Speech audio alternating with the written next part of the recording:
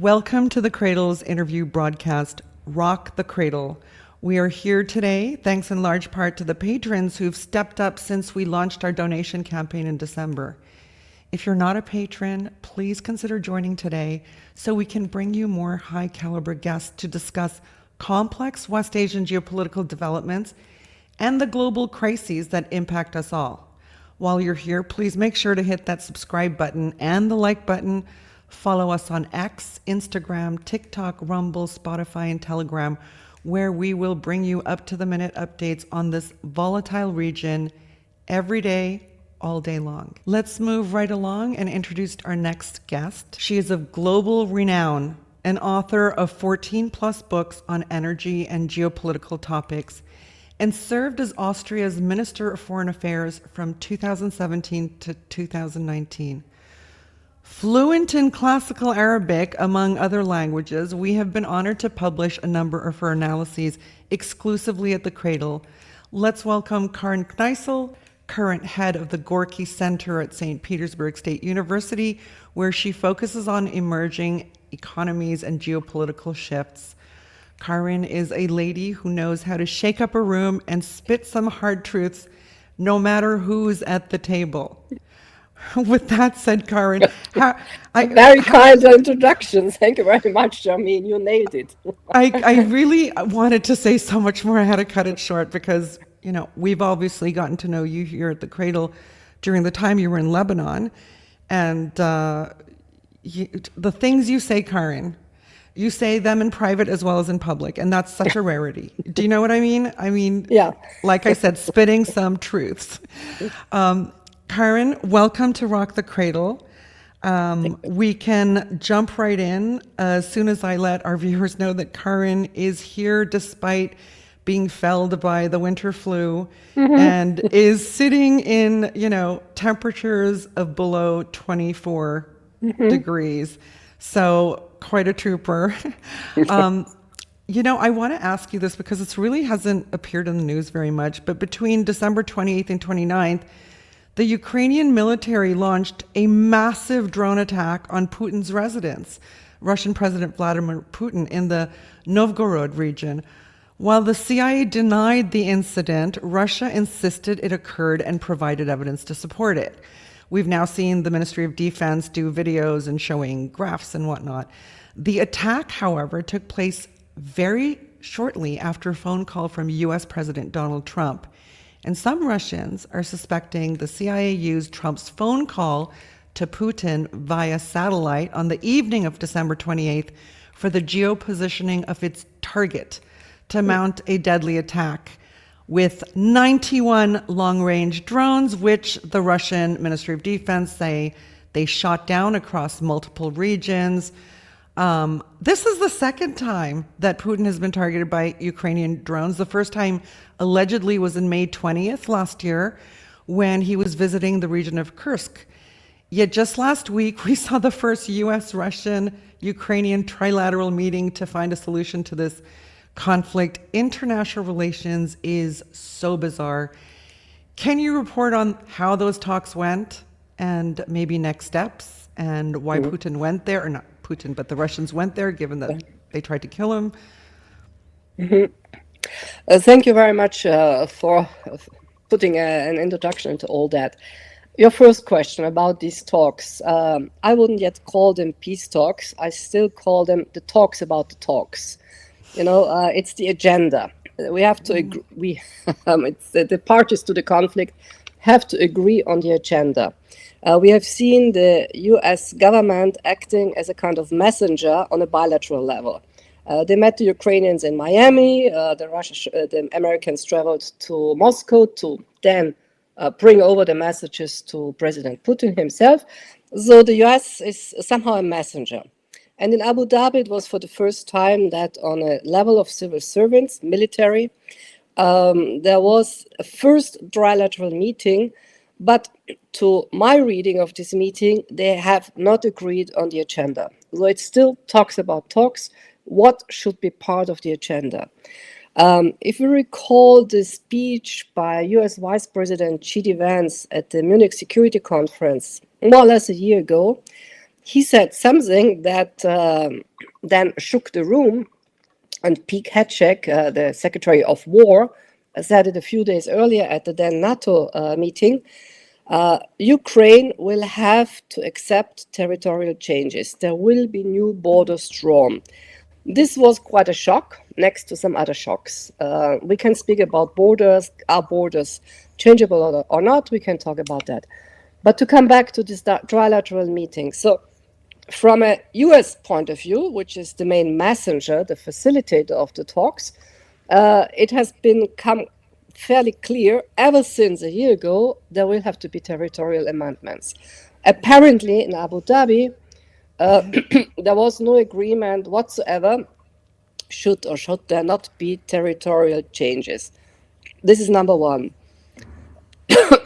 I apologize for I have some coffee, still okay, Lebanese coffee, which I you can get find addicted. So number two on these talks is, yes, it's a good thing that they meet on a trilateral level. There have been direct bilateral meetings also between the Ukrainians and the Russians throughout the last year.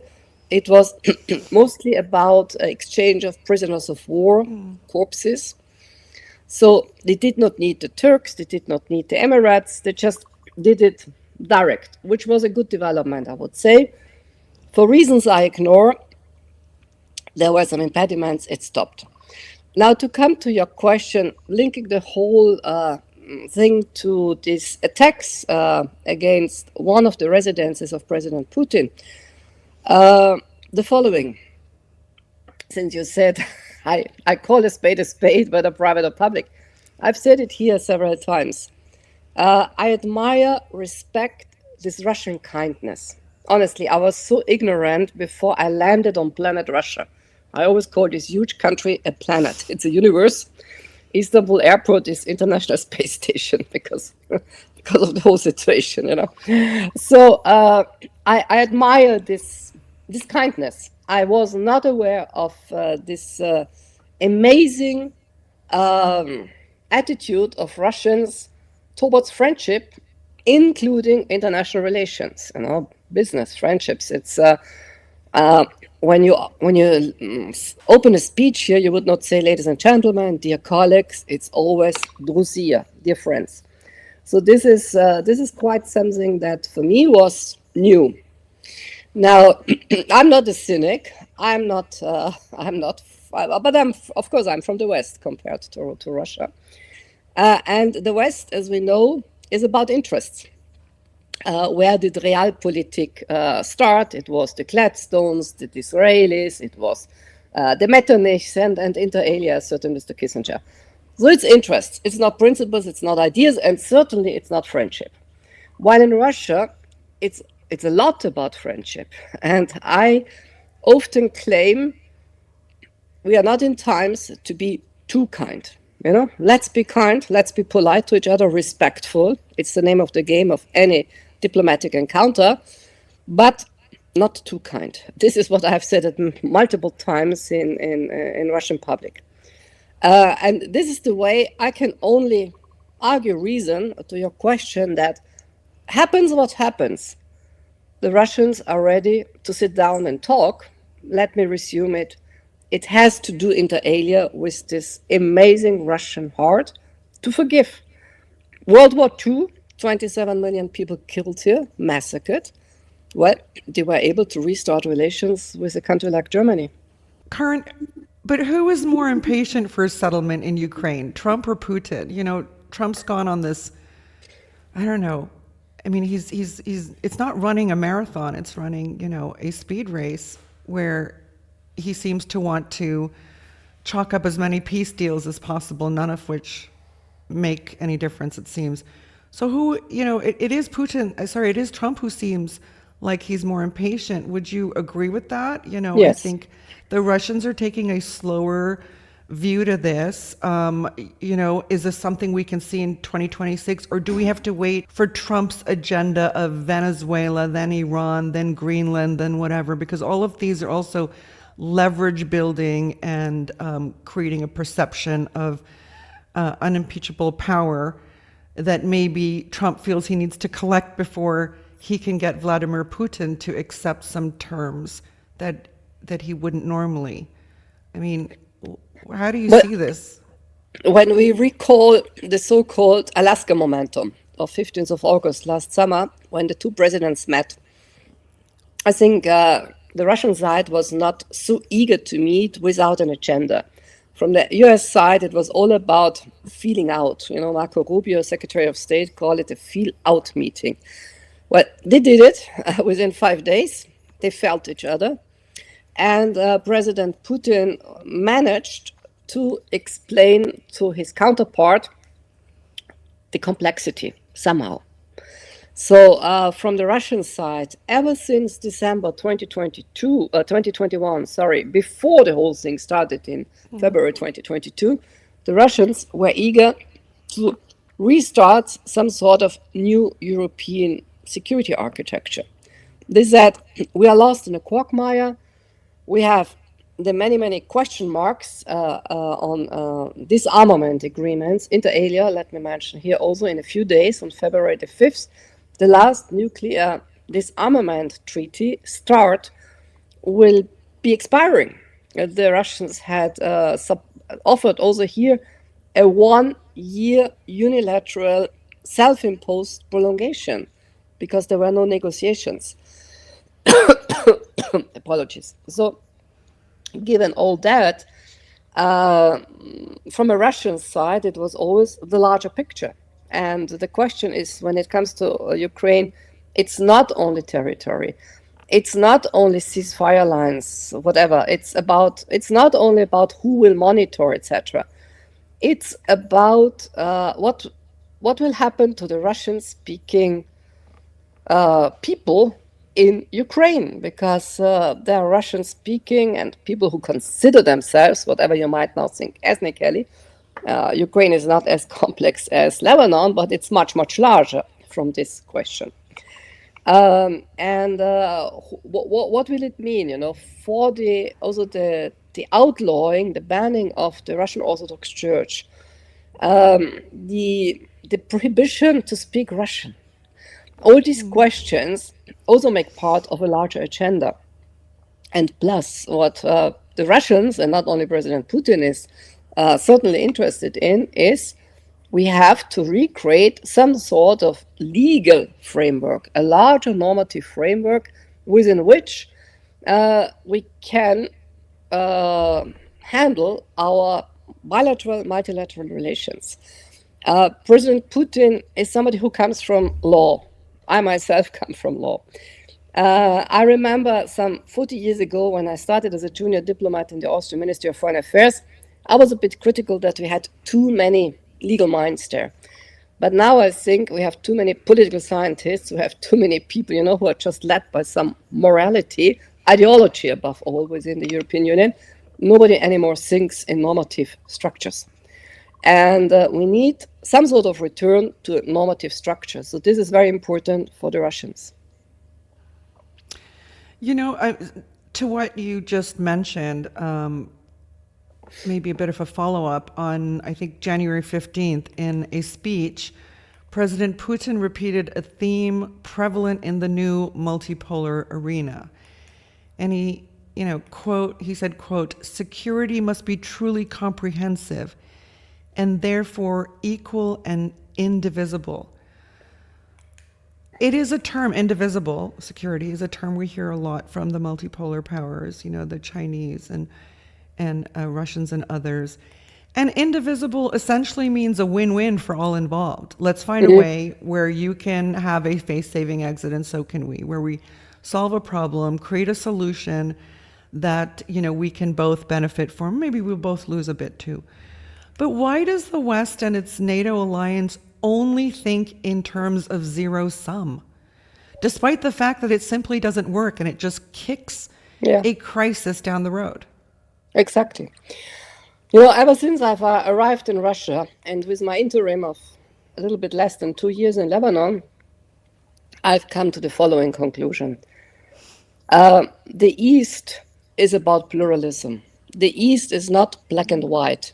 In the East, You not necessarily coexist, but you can exist next to each other. While the more you go west, the more it's about black and white. And Russia, for me, is east in that sense. Of course, some people in Russia don't like to hear that because they would say, we are Europe. Yes, in certain parts, you're the better Europe. But on the level of what you just described, political thinking, Russia, for me, is east. Live and let live. This is what the east is about in my little life experience. And I had to learn it the very hard way, especially over the last few years of my life, that Europe, maybe, this is my assumption, was always about black and white. You know, when you look at the war between Catholics and Protestants, war of 30 years, it was the biggest massacre before World War I started. But the biggest totalitarian wars, they didn't happen in West Asia. They didn't happen somewhere in an Inca empire. It was always good old Europe. Because it is in the European mindset, sorry to say, with all my gratitude for having had the chance to grow up in Europe, I always considered it as a privilege. And I wrote a book, Requiem for Europe, in which I say, the Europe I was grateful for is gone. But this Europe is back to black and white. And I asked myself, when did it start? How could it happen? And I've come to the conclusion, you know, maybe this time of the 60s, 70s, it already started to change in the early 90s. And I was lucky enough to live it, to have this freedom of mind. I knew what life was like in Syria. I knew what life was like in the United States. And I cherished the fact of being a student at a public university in Austria, where I didn't have to take a loan to go to my studies. So all that I cherished, but I have come to the conclusion it was an interim period. You know, we are back to the regular black and white. So not win-win, not live and let live, as I call it. You know, for me, it's the true liberal approach. I don't interfere in your world. I don't tell you don't smoke, don't eat meat. I don't tell you have a dog, don't have a dog, have children, don't have children. I just say live and let live. And this is not anymore the case for many, many European societies where some sort of totalitarian thinking, acting is back. Unfortunately.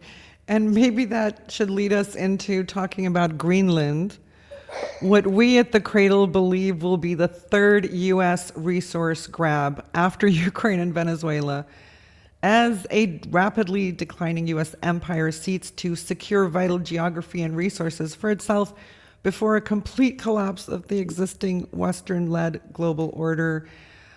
We view this because, in fact, we published an article in 2022, which I talk about quite a bit, by Fadi Lama, detailing this theory, and it's called The West's Plan B, Securing the Realm.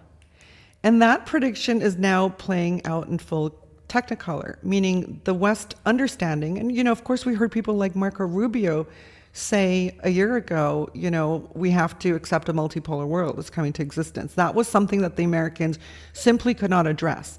He said it. And then his administration has gone full force in country and resource grabs, whether it's Venezuela, whether it's threatening Iran, whether it's striking Nigeria. The idea being in this article to, if you can't have it all, secure a realm that gives you all the resources and all the key geopolitical chokeholds that you need in order to thrive in a new incarnation. But Europe no longer seems to be part of these American plans. I mean, we're seeing potential, a real competition here, a real rivalry even develop between the old Atlantic powers. Does Europe have any utility to Washington anymore? Does NATO? Or are Europeans kind of like the Syrian Kurds these days, useful when necessary, easily brushed aside when not? Well, they are not as men as the Syrian Kurds, if I may say. You know, Syrian Kurds are men. Man as in manly? manly, yeah, man. You know, man is manly, exactly. Yeah. Definitely not as manly as the Syrian Kurds. See, I'm this is telling you, woman. Karin always says something that, makes headlines. Go ahead. So you made this comparison with the Kurds. Um, Europe was always a poor continent. We know it. Where are the rich continents? This is Africa for sure. This is Latin America. Eurasia, by and large, with its agricultural products. Before we entered the age of fossil fuels, now we are in the age of lithium and other minerals, rare earth metals that are the name of the game. But for a long time in human history, it was all about water and fields where the animals could graze and the people could make horns. So that you could do much better, for instance, in Egypt some 2,000 years ago than you could do it in certain parts of Greece where people emigrated because it was too small, too stony, and the soil was not rich. So the Europeans always had some sort of land grab, always. With this, you can say, yes, they brought languages, they brought cultures. There are many sides to the medal of colonialism and decolonization, but if we skip all that,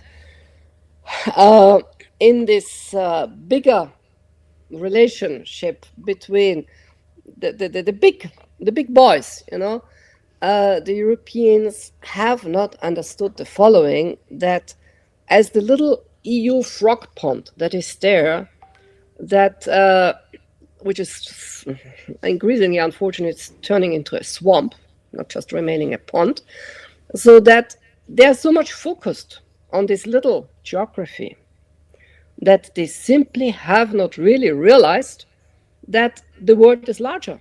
Honestly, they have not. When I look up the various papers, I look online to a certain extent, the Spanish online, the Italian online, of course the German ones, and it's always so provincial, you know. There are certain media outlets somewhere in Pakistan, in India, that are much more international. They are interested in what is going on the other side of the globe. So to a certain extent, there is not only a Eurocentrism, but in countries like Germany, I can say for sure, it's provincial. Actually, you're reminding me of an analysis you wrote for the Cradle around maybe 6 months after the special military operations were launched. It's called Global Finance versus Global Energy, Who Will Come Out on Top. But while you focused on global energy, in a sense, what you were saying, and which excited me, because narratives are so important to at least, to put on the table.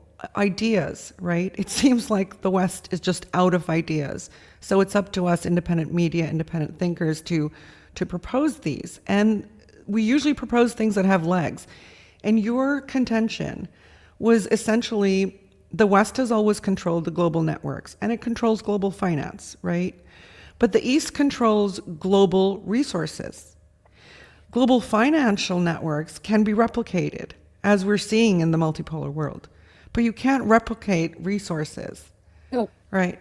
And so, that's the thing. Europe is resource poor, it has the networks, but really it doesn't anymore, It's hemorrhaging control over those. So I think, go ahead. No, sorry. You cannot print energy. You can print money, and it becomes inflationary. That's the point. Yeah, but I would say they are not even anymore in those networks. I remember in 2008 when the then financial crisis started, the then Commission President Jean-Claude Juncker, apologies, said the following: we, the European Union, need our own SWIFT. We don't want to be masterminded by the US-dominated SWIFT, which, ironically enough, is located in Belgium. It's an association registered in Belgium. So since 2008, the EU Commission was discussing we need our own SWIFT for financial transactions. They didn't manage. They did not manage. So now we are in the age of big tech. There's digital warfare, a new term, not so new term. It's not me, it's some high-ranking official. I don't know, is it a German, a French, some head of a chamber of industry I read a few weeks ago. He nailed it by saying Europe is naked when it comes to anything that is digital. Internet, Europe is naked. The Americans, Mr. Musk, whoever, can switch off the internet. That's it. Here on planet Russia, to come back to my metaphor, there's a lot of not only talk, there's a lot of action about digital sovereignty. It's a thornish topic, to say the least. Yeah, but before all the sanctions started in February 2022, the Russians had their own Google, Yandex. It works well. I use Yandex a lot as a search engine, and Google Translate, Yandex Translate, it works very well. And as an alternative to Zoom as well, because I've done calls, like video calls and recordings on Yandex. Yeah. So these things we have, if I may say, as a resident in Russia, we have a Russian alternative to Amazon, even two. There's some sort of competition. It's Wildberries and Ozone. Maybe there will be a third one, but people have a choice. They're not limited to Amazon. And they are now working on some new messenger services. Honestly, I hope that Telegram will remain because I like it a lot, and I need it for work. But there are alternatives in Russia. You have a choice, which you don't have in Germany or France. If the Americans decide we don't like you, we will not anymore give you access to Amazon, that was it. But don't you think U.S. sanctions and U.S. encirclement has made these things possible? I mean, I do remember them Europeans talking about, or Germans rather, replacing SWIFT or coming up with also closed internet system within Germany. We have heard these things from time to time. It doesn't seem like there's been any major development, like it's a national priority. No, but obviously, we've seen this in China and Russia and Iran because they are sanctioned, they are encircled, they are targets, U.S. adversary targets. And I was just watching a sort of mini documentary today on what happened with Starlink in Iran. And it's so interesting because there was definitely Russian and Chinese technology, but also Iranian technology used because they understand the future problem that Starlink was going to pose, right? And that it was a private company in California, but highly weaponized for the U.S. military. Now, the U.S. military has to use a private company to do things like this. But the Russians, the Iranians, the Chinese, and even the Indians have developed indigenous systems for tracking and communicating that can't be infiltrated, or perhaps they can, but the point is they created their own technological ecosystems, and so they're far ahead of the Europeans. The Europeans have, well, what did we say about the Kurds? They're not man They're not man enough. They're not man enough. They're not man enough. They're waiting politely, hoping the Americans will change tack, or that this Trump administration will change tack. And that's, don't be too kind. As you said, this is not the time for kindness, okay? Mm-hmm. You have to think about your own interests and secure your sovereignty. So now you understood about 2 decades ahead of your peers that pipelines and corridors were heading eastward. Yes. When will Europe understand their flawed thinking and understand that their lifelines are with Russia, Iran, China, not just for energy, but pretty much everything else as well? Yeah. When will they understand? I think only after the big breakdown.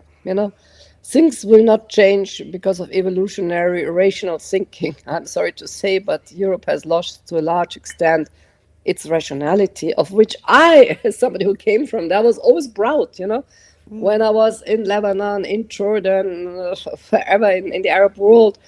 I sometimes, in my early 20s would say, how Europe, we're so rational, we are logical, and so on. I was convinced of that. I was maybe arrogant for that, but I had to understand back in 2020 that people had gone irrational for various reasons. I will not bore the audience with my own story, but just as a little highlight to understand why I say that. In summer 2020, I was accused of cooking Novichok at home and experimenting it on dogs.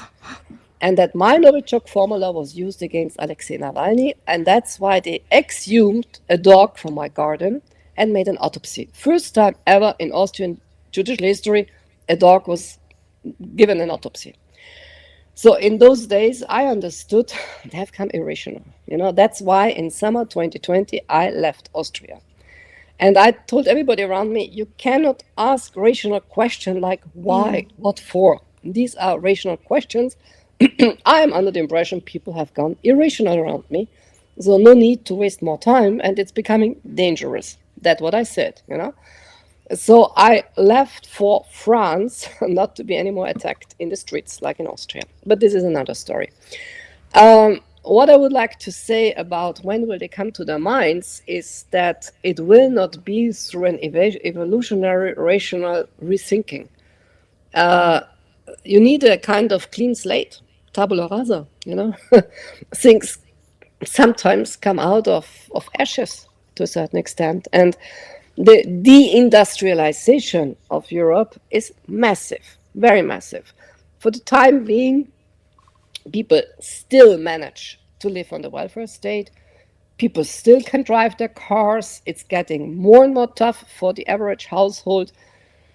The purchase power is in severe decline everywhere across any EU member state. And if I may say, this French term, it's a political term, la question sociale, the social question as such is back.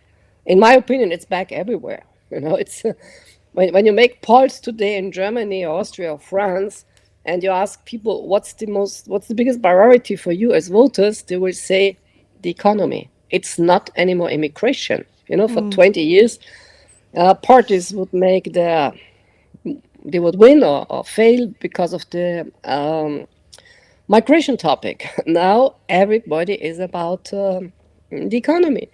And here I also said, it's 5-6 years ago, I said, we have to find answers to this question. We have to find answers, as I said it as a member of the Austrian government, we need to find an answer to our dependence in the supply chain of the German automotive industry.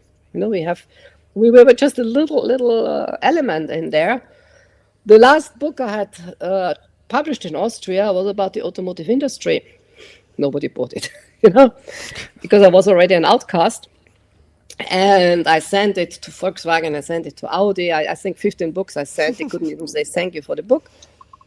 Cassandra I am. Everything I predicted materialized. And now it's even worse, because I could not predict that they would destroy the Russian market, which is just in front of the door.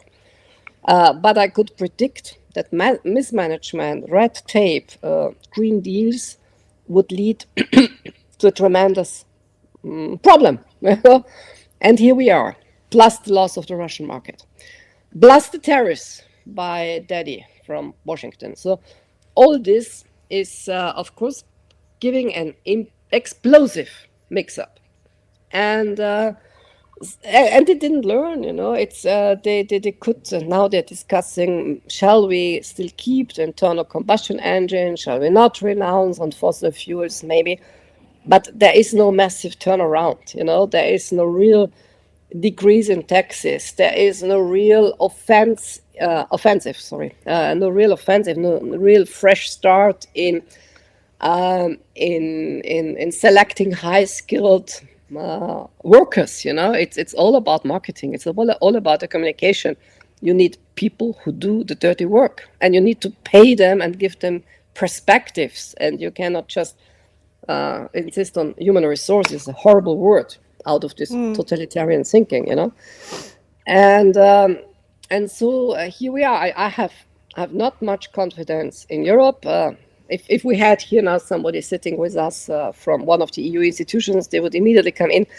Europe is work in progress. It's like a bicycle; it has to run, and it's a big construction site. I've heard that many times before, but this time is different. You know, I mean, Germany bailed out Europe, Southern Europe, right? When the financial collapse happened, and it was just always looked as the economic engine of Europe. And I don't know what you personally think about Angela Merkel, but I mean, she might have been the most manly man in all of Europe, in the sense that she, you know, brushed aside American pressure to, you know, forge ahead with the Nord Stream project, you know, which the next level of German politicians not only were happy to abandon, but have not even questioned, who blew up their pipeline, their energy pipeline.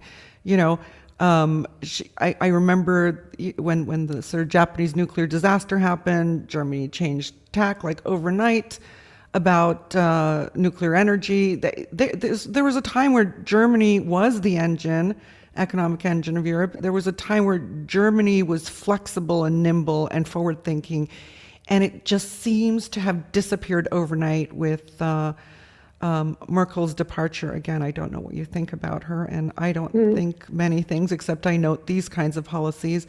It's completely changed. Now, you know, with the perhaps imminent U.S. invasion of Greenland, okay, you know, Denmark is a NATO member state. The Germans sent something like a dozen troops and then maybe pulled them back. Well, what's going on? I mean, let's talk about Greenland for a second. Forget that the Americans are threatening this, because if it's a resource grab before their global hegemony collapses, all right, understandable, it's rational, if not ideal. But how do you explain Europe's reaction to this? What will Europe do if Trump marches in? I personally think that maybe Trump is using using this kind of language to basically get what he wants without an invasion in the end, because that's how. And he will get that. I've said it at several instances. They will pass some legislation which will be a de jure annexation, and no shot will be fired. He won't have to spend money on purchasing. Let us remember, in 2018, he said, "I want to buy Greenland." Everybody was making fun of him. Then he said in 2026, was 5 last year, "I want to conquer Greenland." Then they were a little bit more worried. We had Vice President Chidi Vance visiting the troops there, and things like more dangerous for them. But if you ask me what will they do, they won't do anything. Can I ask you, is there a point at which European leaders realize that the U.S. is the biggest single threat to them? Yeah. When's that going to happen? Well, there was a funny quote. I mean, this man is not worthwhile quoting, but in Davos, Mr. Merz, the German chancellor, said, "We have to protect Greenland against the threat from Russia." So that's what he said in Davos, Mr. Merz. But otherwise, let us not give him too much attention. One word on Mrs. Merkel. I met her. I have respect for her stamina, how she worked her way up. But she left a legacy that is very dreadful. You know, Germany boomed because of her predecessor and the reforms that were done under the previous government, not because of her. So she was like a moderator, but not a leader. You know, she moderated the different parties. And to come to Greenland and the Europeans and how they will see the US, of course, they are all redrafting their speeches, their national security doctrines. And what struck me most when I read the US national security doctrine in December was, as a European, it was the following passage. I think it's on page 36, where it says, the US will, in inverted comma, I think it's mentioned, cultivate resistance in Europe. Well, al-mukawama. Yeah.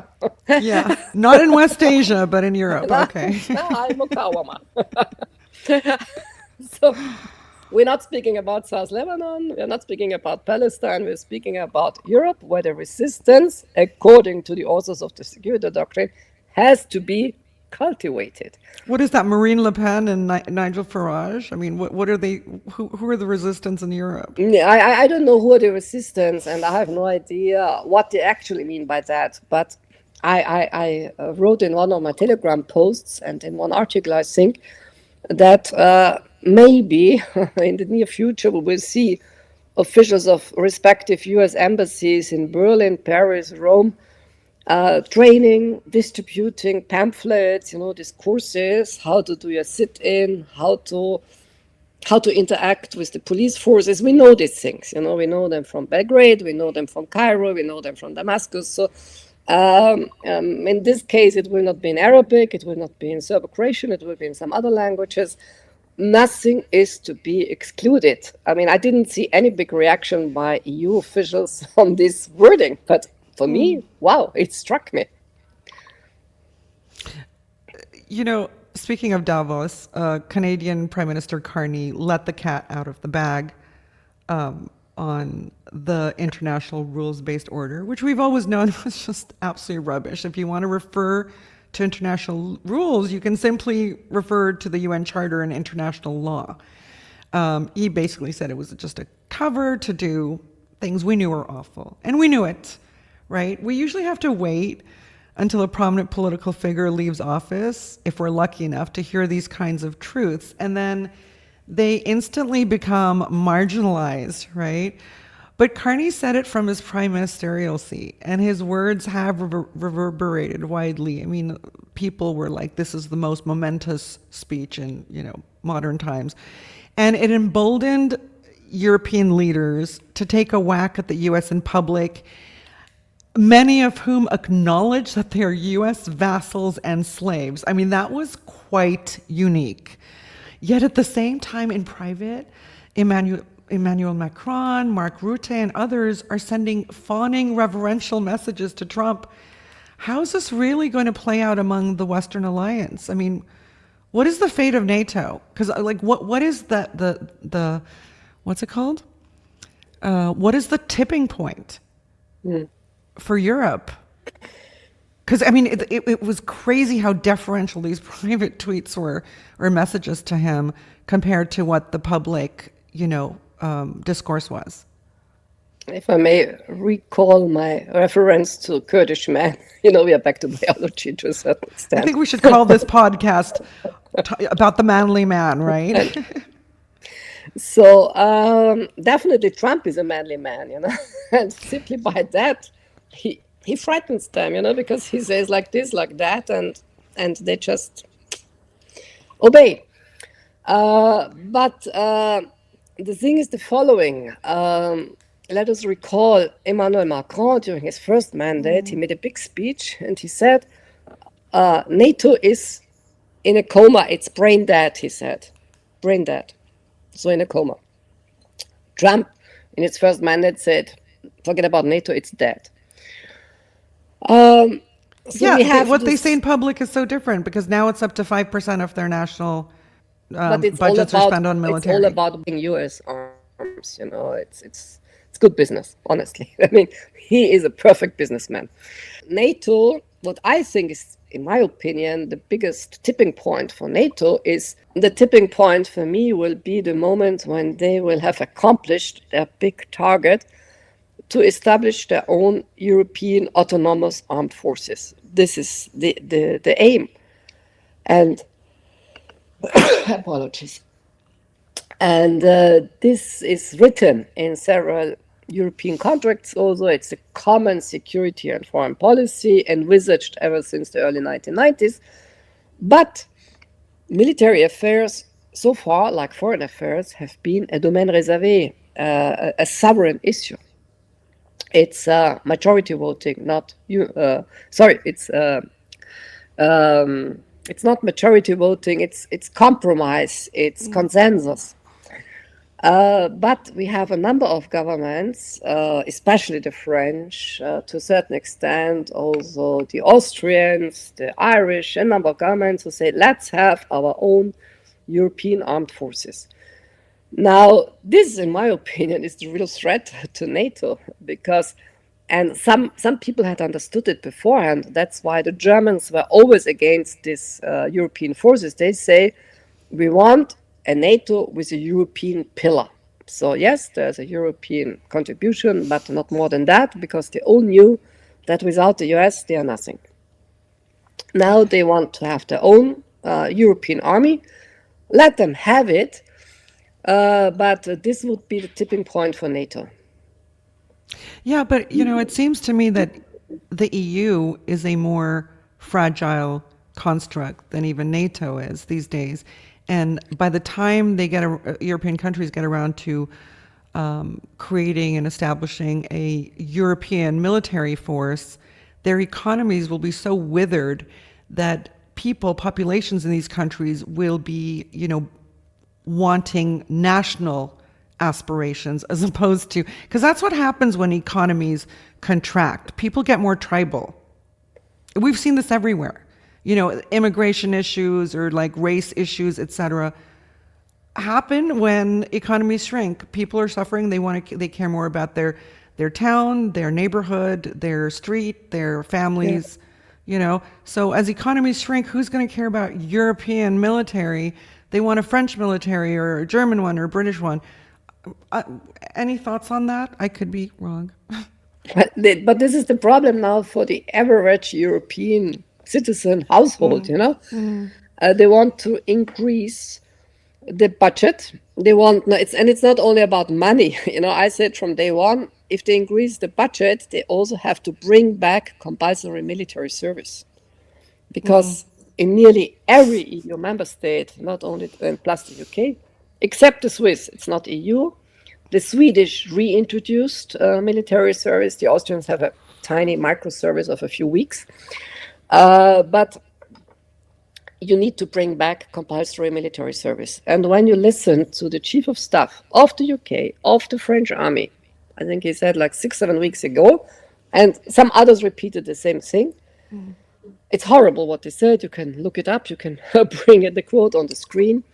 The French chief of staff said, the French parents, have to be ready to sacrifice your children for freedom. 2 years, 3 years ago, it was about let's freeze together, let's have cold showers. This is all for democracy to get rid of Russia. Now it is all about fight Russia. It's crazy. Their healthcare, their streets, their communities are crumbling, and they're saying, and be prepared to kill yourself for a war you don't need to fight. Yeah. Just trade. The issue is not only that instead of investing in education, in deducting taxes so that companies can breathe, companies can't breathe anymore, and give them some marge de maneuver. It's all about the budget has to go to the armed forces. I'm not against increasing the budget of the armed forces, because I myself have been a teacher at the military academy, and it was ridiculous what had happened to the armies. You need an army. I'm not against armies, but you have to know what you want to do with your army, and you need the right people. Now they do it in a rush. They don't know. They will have to buy all this material transatlantic. And it's a huge rush. I saw the declining budgets of the armed forces, and I was always against it. But now you have this increase in the budget, plus the comeback of a compulsory military service, which I also always was in favor of, because I think it's a good strategy, if I may say, for a society to grow together. So I've always been in favor of military compulsory service, also with some service for women. I've seen it like that. I might be very conservative on that. But we have now societies of several generations who have grown up in the luxury of, when I'm 17, 18, I do a sabbatical. I travel the world. I do some shopping here and there. I have to find myself with while doing yoga or Pilates, and then maybe when I'm 22 or 24, I will start thinking about what I might study. This is a sort of ironic. I apologize in irony, but it's in a nutshell from what I see of a certain generation, which I'm also a teacher of.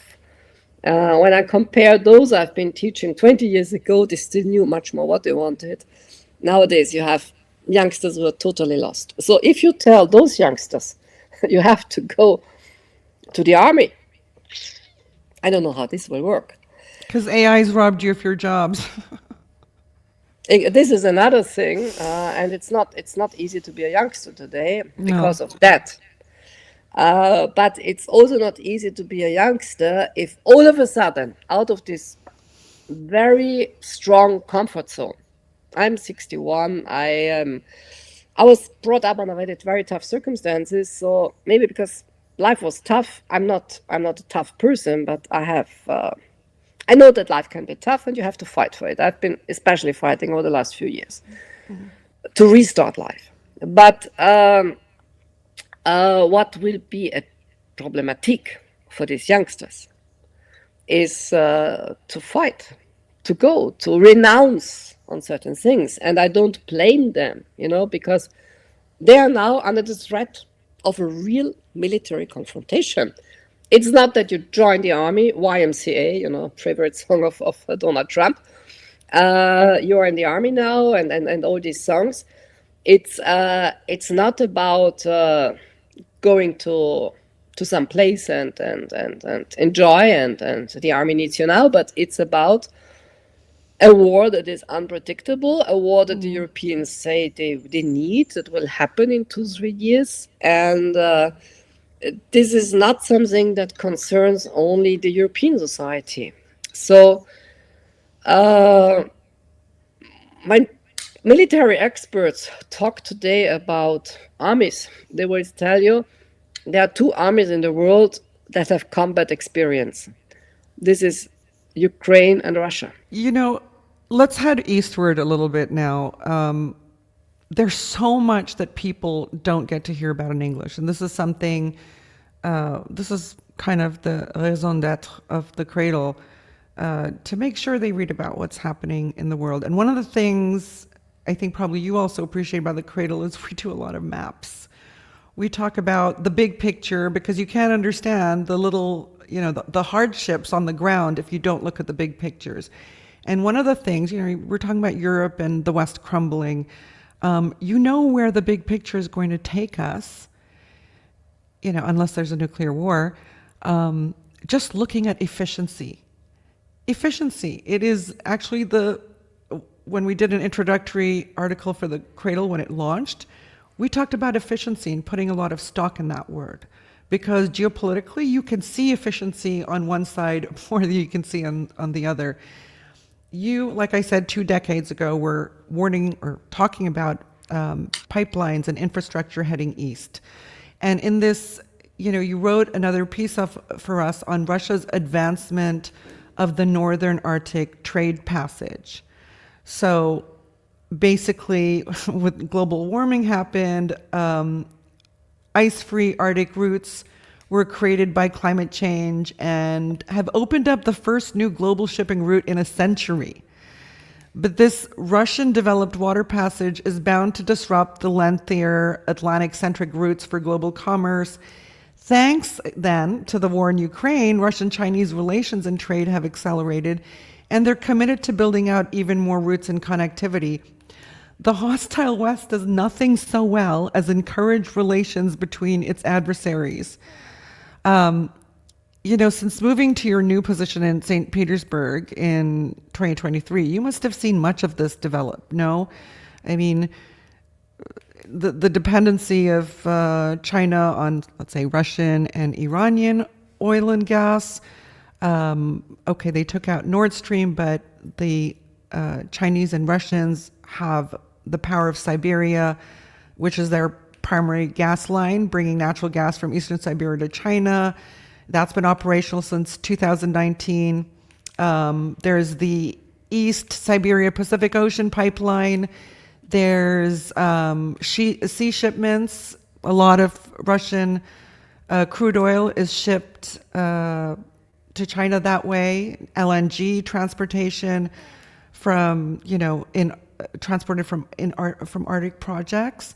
And then, of course, there's talk about the Power of Siberia 2 pipeline through Mongolian development. There's so much happening on that front. Then, of course, Russia is involved with Iran and China in the almost completed INSTA corridor, the International North-South Transportation Corridor, and countless other projects have sprung out from these because people have seen they work. They're faster, cheaper, smarter. Where's this going to go? Where is the IMEC? What was it called? The International Middle East Corridor project that the Americans were going to do with India via the Gulf through Israel. Israel. Exactly. Where are those projects? Can they even build them? Do they have the money? I think the IMEC project is sort of stalled because nobody's willing to put up the money for it. Where is this going? They have no infrastructure. Yeah, not only no infrastructure, it's between dream and reality. The Northern Sea Road, the Northeast Passage from a Russian point of view, as compared to the Northwest Passage from a Canadian and US and American point of view, you need certain ships called nuclear icebreakers. The Russians got them, not the US. Yeah. So, President Putin, after the Alaska momentum, suggested a trilateral cooperation with the US and China and said, let's develop together, There was never any follow-up on that, to my knowledge.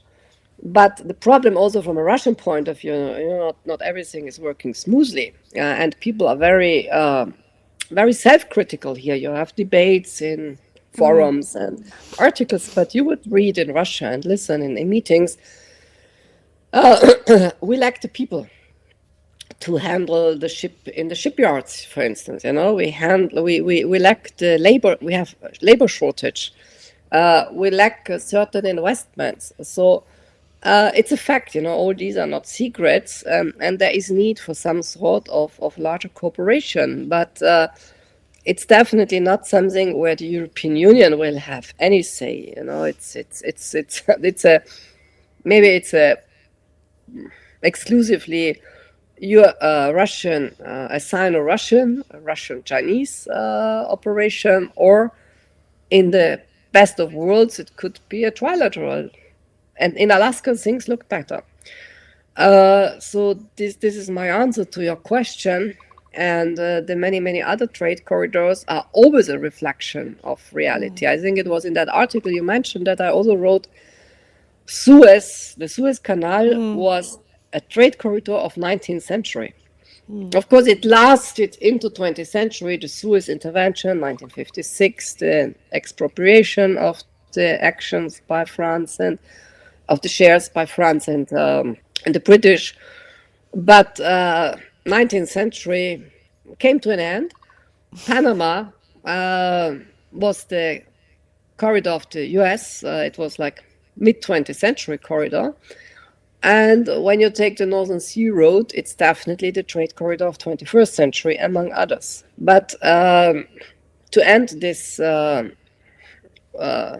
monologue on one thought, just to give you an idea about where the European thinking is, in 2018, when I took office as a minister, I asked my colleagues, can you please give me position paper on where does the EU, where does Austria stand when it comes to BRICS, to Shanghai Cooperation Organization?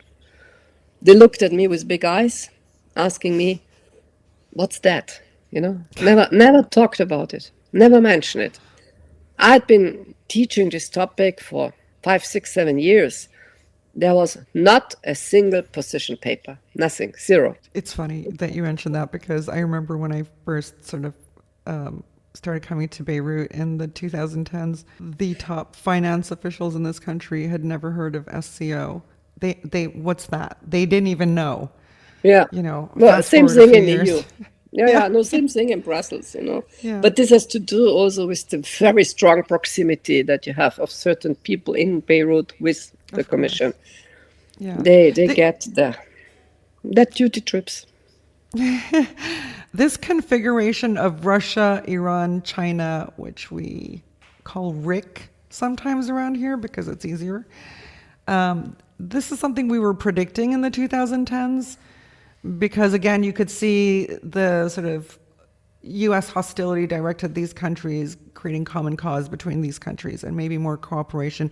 It's become a reality in so many ways. You know, all three have established strategic relationships with each other. They trade in non-Western currencies. They find ways to circumvent U.S. sanctions. All three prefer to lead with soft power rather than the hard kind. They're conducting military exercises together.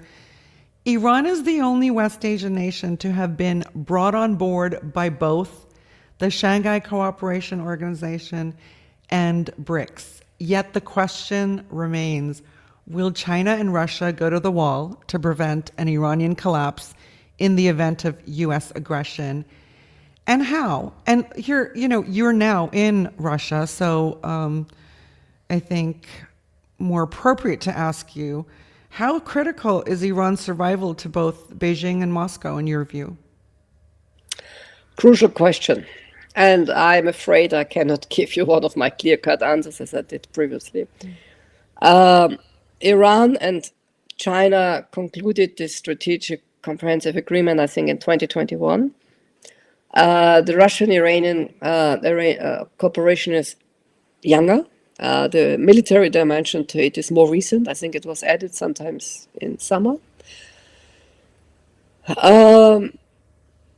But for me, honestly, it's impossible to say whether there will be some sort of interaction, interference, siding. I can't say. I have no idea.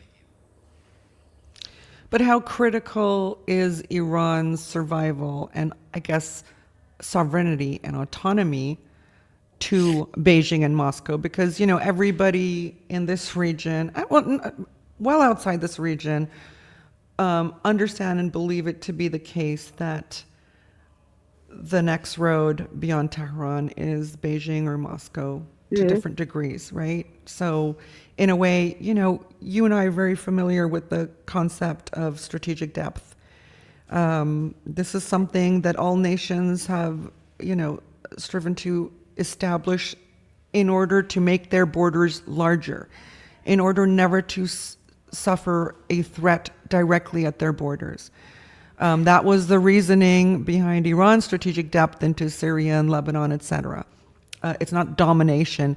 It's having friendly enough relations so you don't have an enemy on your border in the way they did during the Iran-Iraq war. It was a never-again situation for them. With Russia, Ukraine was, we're not going to allow this because you're right at our border. For all three countries, strategic depth is a fundamental, I mean, some people throw that term around, but it's a fundamental and existential issue. Right? With China, it's Taiwan. That's what they're going for, or the first group of islands. I mean, of course, Beijing, Moscow, and Tehran always keep their cards close to their chests. You're never going to hear their plans and the way the Americans toss it out in the media, right? You're never going to hear their thinking. You're never going to hear their level of commitment. Do you have any, even if you don't have information, do you have any view of what maybe the best course of action for Moscow would be, for instance? No war in the Persian Gulf. I think this, my gut feeling, I hope that it proves me right this time, is that Trump will just let his beautiful armada beautifully sail around, you know. This is my hope, my gut feeling. And apparently, a few weeks ago, it was certain people, inter alia, the Israelis, who told him, don't strike Iran now, we are not ready. I cannot imagine from a simply logistical point of view how now, 3-4 weeks later, they are ready. I cannot. I hope that the beautiful armada will continue sailing across the seas. And this could be facilitated also by meetings, phone calls. We have had this numerous phone calls by the kings and emirs and sultans, etc., from the Arabian Peninsula. We have definitely also had President Putin making calls, warnings. And I hope that this will bring the United States back, and Israel above all, back to its senses. This is my hope. I apologize if I cannot give you here a clear-cut geopolitical hardcore answer, but given the fact that Iran is simply too big to be swallowed like this, and when they will, if ever they want to swallow it, it will give them a big trouble. So this I think is understood on various levels. If I put myself into the shoes of the Emirates, with all the different statements also, but the Emirates need their agricultural imports from Iran.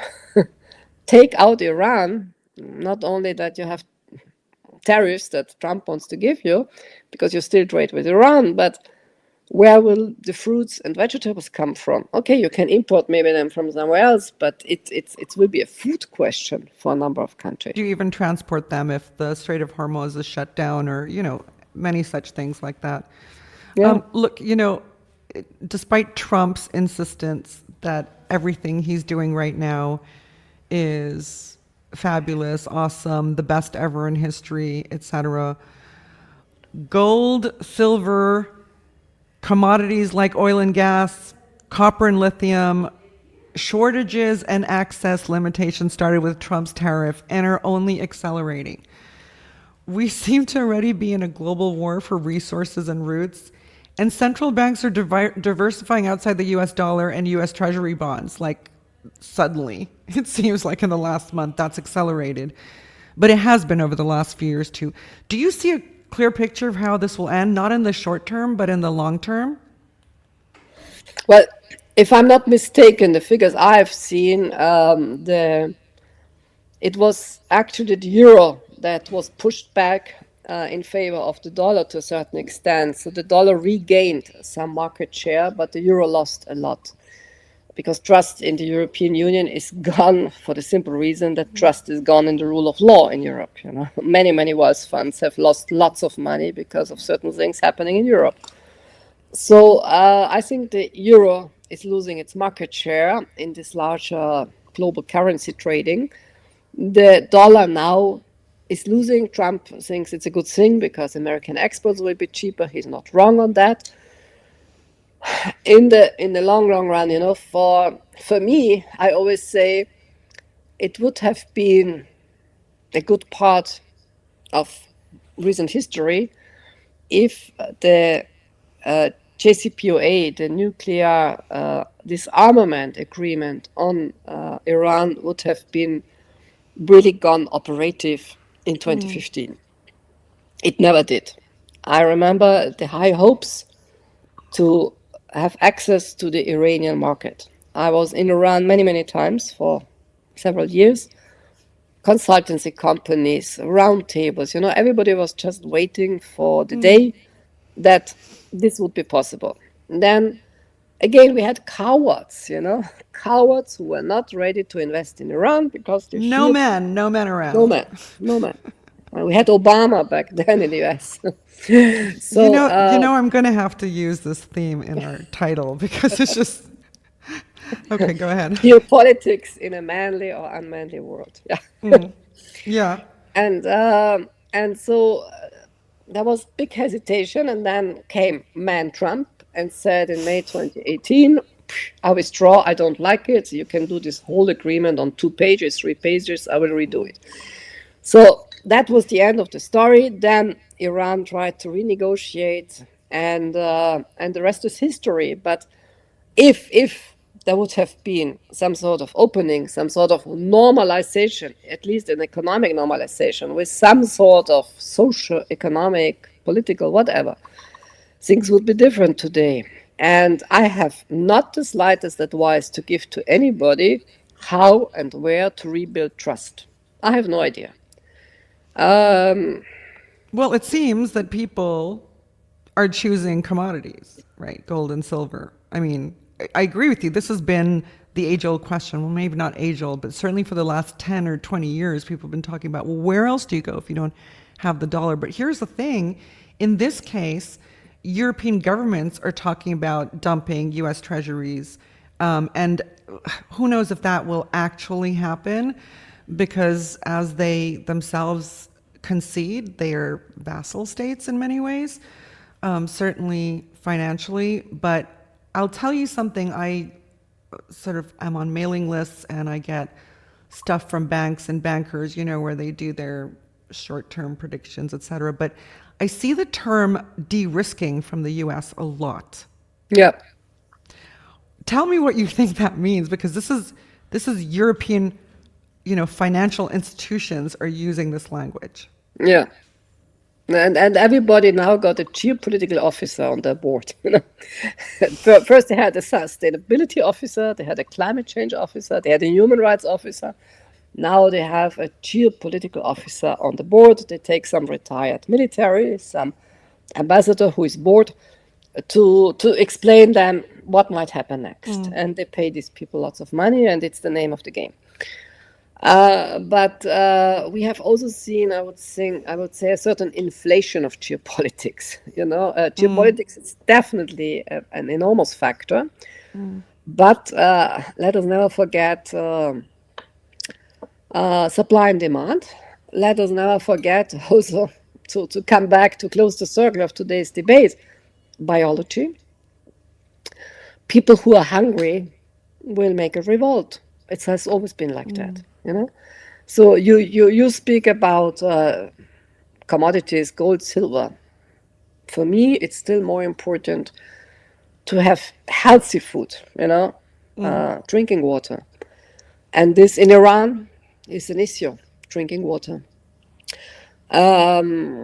Food is for the Emirates an issue. Food is for China a big issue. That's why they are investing wider wealth funds, Cambodia and Uganda and so on. You name it, you have it. To be fair, water is an issue throughout the Levant, you know, and West Asia.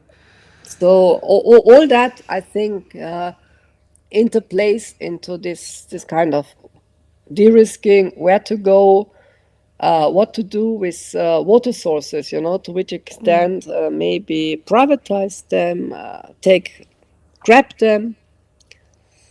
This is the world. The banking reports always are talking about risk and assessing things in terms of risk, right? Calculating in risk.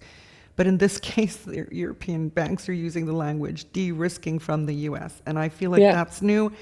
And maybe we can do an article on this, Karin.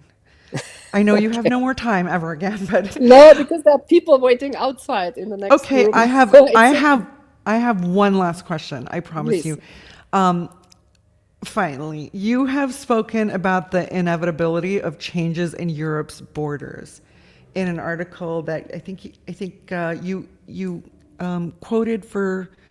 You spoke to TASS about this article, I think. Yeah. How and why will this take place? And I have to ask you this out of deep-seated personal interest, because I often think about the concept of the nation state, which has underpinned the global order for generations. I mean, that's it. The nation state's always made sense. Okay, we know it is imperfect, largely because great powers have willfully ignored the sovereignty and territorial integrity of states, which are the two foundations of the nation state system.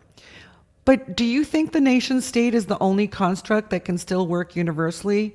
Do you have, I feel like that's the go-to, but I'd like to hear new ideas, and then, of course, for you to finish off with why Europe's borders will change and how. Well, the nation state, in my perception, was also the beacon of rule of law. You know, it's there where it started, for the citizen. You are citizen of a country, of a state, not a country, you're citizen of a state. Regardless of your ethnic, religious, whatever background, you have the same rights. This is rule of law. This is nation state. And within the nation state, as far as I may say, this has grown up. Over the last already 40 years of my life in Austria, especially in Austria and Germany. I cannot tell you how much it's in other countries, but I always heard in the news, in debates, consumers. No, I didn't hear any more the word citizen. Nobody spoke about citizen. It was everywhere the consumer. Now, when you have nothing left to consume, then it becomes problematic, As long as you feel still attached to your state via rights and duties, it's a different story. So So it's I the have old always, markets versus interests. yeah, I've always preferred the nation state with its citizens. You pay taxes, you have the right to vote with all its obstacles, but the nation state was considered that many, many times. As a lawyer, I might say the deep the center of all that is security. I pay taxes and I am secured by the state. This is it. When a nation state cannot anymore guarantee your security, why should you continue paying taxes? So this is the issue. And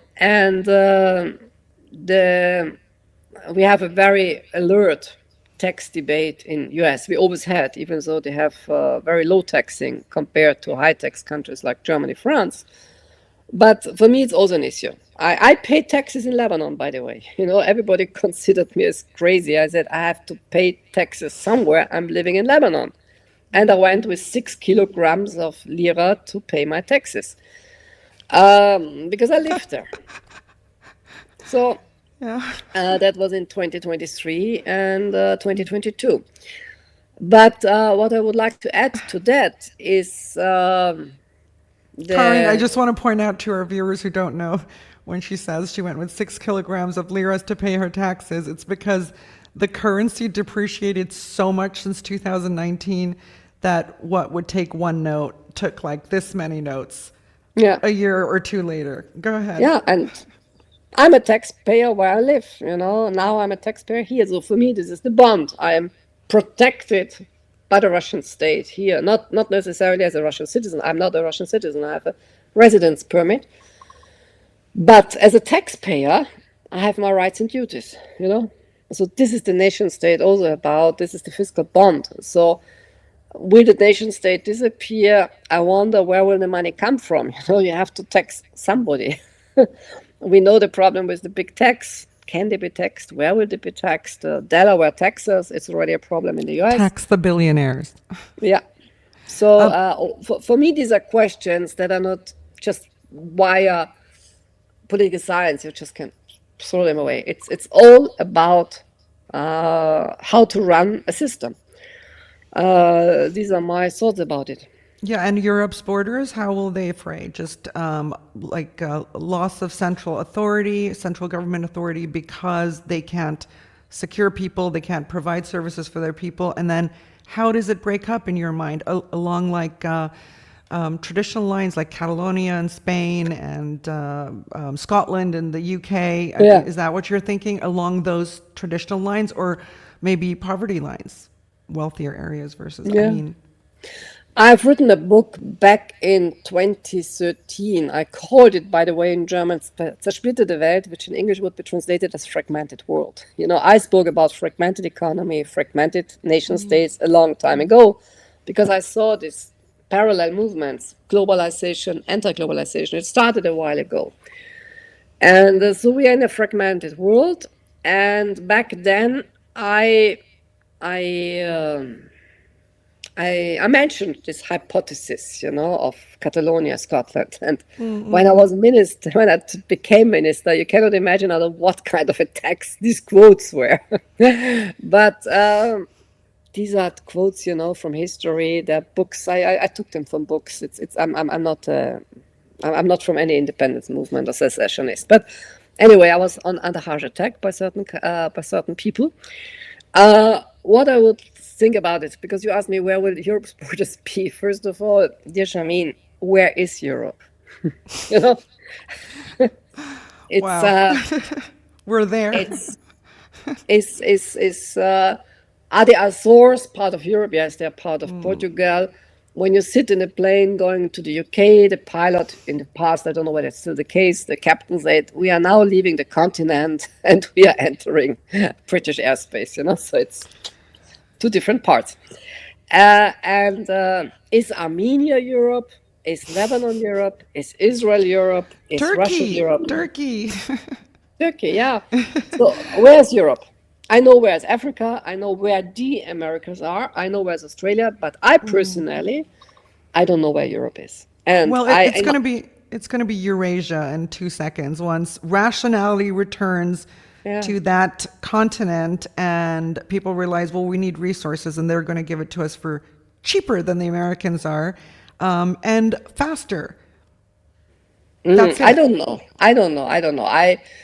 I think that in my book, Requiem for Europe, which I published already 2 years ago in Russia, I make the hypothesis that Europe is much more an idea, And for me, Europe, for instance, I found Europe in certain parts of Lebanon. I found Europe in certain parts of Argentina or Chile. People who play the piano, people with their nice tea service would do a 5 o'clock tea, where ladies would still learn how to dance a waltz. All that is pure European heritage. Karin, we will respectfully argue with you until the wee hours of the morning, in fact, that all of civilization was developed here first before it went to Europe. So let's not go there. I know. No, but Europe, what do you think about Europe? Here in Russia, I hear all the time, well, this is Europe, that is Europe. I don't know. For me, I've seen much more European spirit in certain households in Lebanon. A long time ago, I'm speaking of the 1980s. Then I would see in certain provinces of where I come from, where people lack what for me Europe is. It's about live and let live.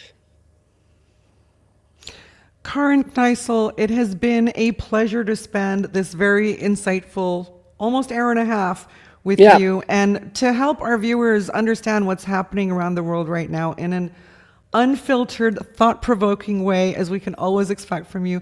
We thank you and hope to see you back with us soon as the dramatic global story, no doubt, continues to develop. So thank you very much, Karin. You're welcome. Don't forget to press that like button, subscribe, and join us as a Patreon, where you get to ask us questions each week for a patrons-only Q&A with the Cradle's expert staff. And this month, our patrons have also been receiving for the first time original Cradle maps created just for them every week to help you folks visually sum up what's happening in West Asia and why. As always, follow us on X, Telegram, Instagram, TikTok, Rumble, and Spotify.